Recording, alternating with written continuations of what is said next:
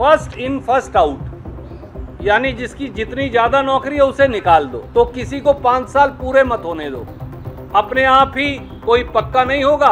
कोई पक्का नहीं होगा तो सिक्योरिटी ऑफ सर्विस नहीं मिलेगी, ना बांस रहेगा ना बांसुरी। के section 25G industrial disputes act 1947 में ये लिखा है कि फर्स्ट इन फर्स्ट आउट नहीं, लास्ट इन फर्स्ट आउट है।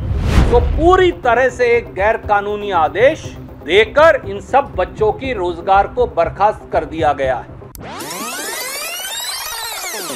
सरकार विधानसभा के इससे पिछले सत्र में Haryana contractual employees security of service act लेकर आई थी और सैनी जी ने बड़ी बड़ी शेखी बगारी, कह दिया कि अब इसके बाद तो बस कमाल हो जाएगा, किसी की नौकरी बर्खास्त नहीं होगी। पर यह नहीं बताया, हमने उस समय भी ये बात विधानसभा के पटल और बाहर उठाई थी कि उस कानून में ये लिख दिया कि 5 साल से पहले सिक्योरिटी ऑफ सर्विस हो ही नहीं सकती। तो अगर कोई बच्चा 2022 की 30 जून को लगा है तो 2029 में जब चुनाव खत्म हो जाएगा अगला विधानसभा का, उसके बाद उसे सिक्योरिटी ऑफ सर्विस मिलेगी। कोई 22 में लगा है तो उसे 27 में मिलेगी।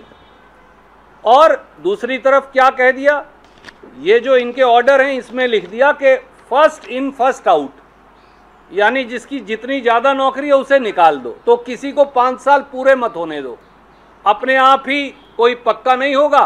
कोई पक्का नहीं होगा तो सिक्योरिटी ऑफ सर्विस नहीं मिलेगी, ना बांस रहेगा ना बांसुरी। और मैं एक बात और कहना चाहता हूँ, नायब सैनी सरकार के चीफ सेक्रेटरी द्वारा जारी किए गए 3 अप्रैल 2025 का यह आदेश गैर कानूनी है, हिंदुस्तान के कानून के विरुद्ध है।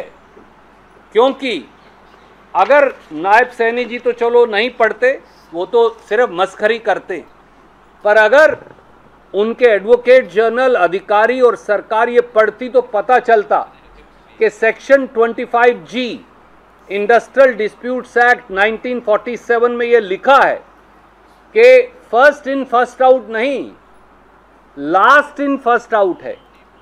तो जिसकी ज़्यादा नौकरी है उसे नहीं निकाला जा सकता, जिसकी सबसे कम है उसे ही निकाल सकते हैं।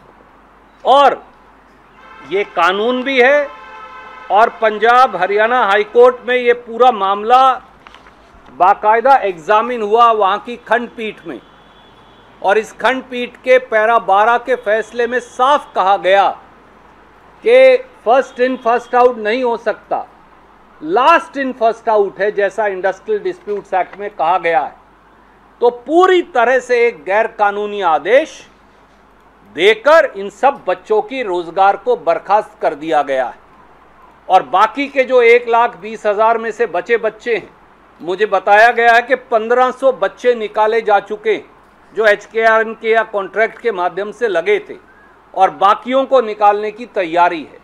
नायब सैनी जी, या तो आप नौकरी भरते नहीं, भरते हैं तो पेपर लीक हो जाते हैं, पेपर लीक होने के बावजूद या उसके बावजूद अगर नौकरी लग जाए तो फिर हरियाणा से बाहर के बच्चे लगाते हैं। हरियाणा में तो अब कहावत बन गई है, चपड़ासी हमारे और अफसर बाहर के। ग्रुप C ग्रुप D में लगना हो, चपड़ासी और क्लर्क लगना हो तो हरियाणवी, और अगर किसी अफसर को भी लगाना हो, जज लगाना हो, आयुर्वेदिक मेडिकल ऑफिसर लगाना हो, HCS लगाना हो, HCS जुडिशियल लगाना हो, तो हरियाणा का कोई बच्चा योग्य नहीं पाया जाता, ना जनरल कैटेगरी का, ना SC ST OBC का। ये सीधे सीधे हरियाणा के युवाओं से कुठाराघात है।